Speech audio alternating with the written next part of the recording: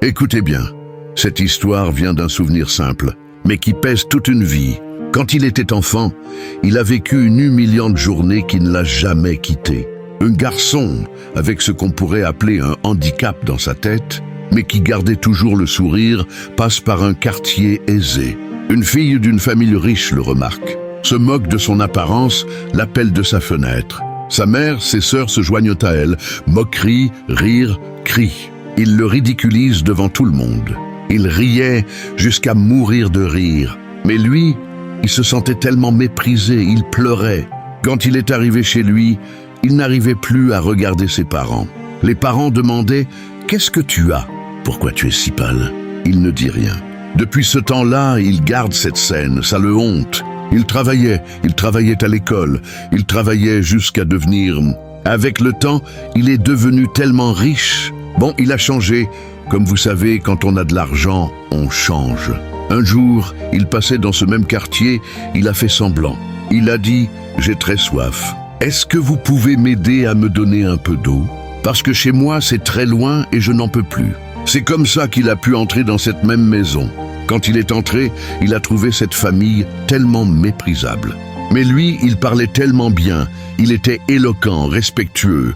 Après quelques échanges, il est rentré chez lui. 2 jours après, il est revenu. Il est repassé dans ce même endroit. Il est entré, il a parlé encore. Cette fois, il a vu la mère. La mère essaie de lui parler. Et peu à peu, un lien s'est créé avec le temps. Les années sont passées. Un jour, la mère, avec hésitation, lui a dit « Comme nous sommes une famille de respect, est-ce que vous pourriez épouser notre fille ?» Le garçon a accepté. Mais avant de dire oui, il est entré dans la chambre de la fille. Il a raconté l'histoire. « Ah, tout à fait. La personne que tu as humiliée tel jour, c'était moi. Mais aujourd'hui, je suis prêt à t'épouser. Mais je vais te donner 3 cas. C'est à toi de choisir. Premier cas, si tu acceptes, tu seras méprisé parce que tu vas te rappeler les mots. À chaque fois, je vais te rappeler les mots que tu as dit. Tu vas souffrir tellement, je vais faire en sorte de te rappeler tout le temps. Et j'en suis sûr que tu vas dire à ta mère. Deuxième cas, tu vas refuser. Et moi, je vais partir. Mais même si tu refuses, tu garderas cette trace en toi.